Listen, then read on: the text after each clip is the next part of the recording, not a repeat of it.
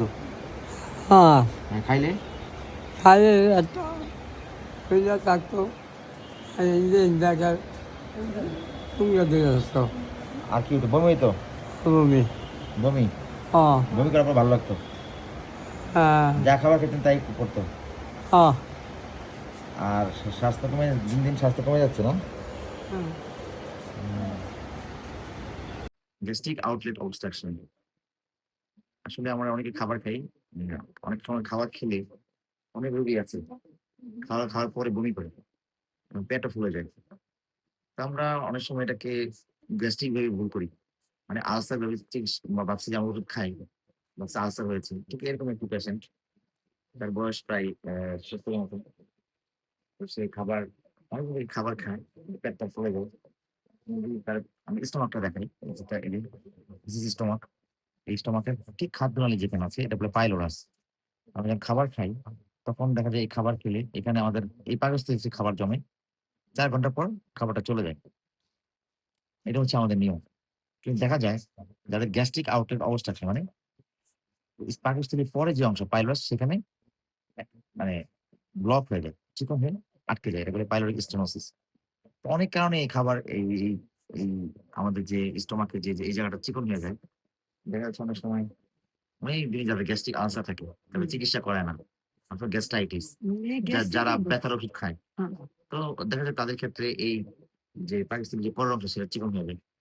অনেক সময় যারা বয়স্ক পেশেন্ট থাকে তাদের দেখা যায় অনেক সময় কার্সিনোমা, ক্যান্সার হলেও কিন্তু ওই চিকন হয়ে যায়। সো আপনাদের যদি কখনো বয়স্ক রোগীদের এরকম যদি খাবার খাওয়ার পর পেট ফুলে যায় এবং দেখা যাচ্ছে সে বমি করছে, এবং অনেক সময় দেখা যায় রক্ত বমিও করে, অনেক সময় কফি কালার বমি হয়। সো এরকম যদি এরকম কোনো সমস্যা হয় অবশ্যই আপনি ডক্টর কাছে যাবেন। এটা হচ্ছে গ্যাস্ট্রিক আউটলেট অবস্ট্রাকশন।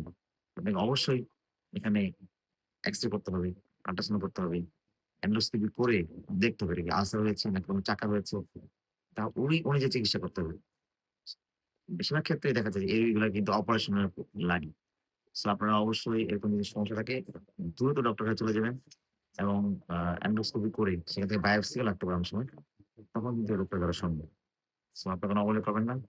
তো আজকে এই ভিডিওর উদ্দেশ্য হচ্ছে, এরকম অনেক আমাদের গ্রামের অনেক রোগী থাকে যারা এরকম বোঝে না। ঠিক এরকমই সেও গ্যাস্ট্রিক আলসার ভাবছিলেন প্রথম না? না, আমরা বয়সে বয়সে করি না। আমরা ৩ বছর আগে কইছিল। ও তো আমরা এই শরীর দেখে অনেকে বলছে আপনারা করেন না, পাইবেন আচ্ছা, না। তো এইবার কইছি যে আমরা যা করে সুমনাই নিল। সাতপুর আচ্ছা, রাখছিলাম ১১টা হইতে, গত শুক্রবার এসে দেখি আর তার দম আইনি।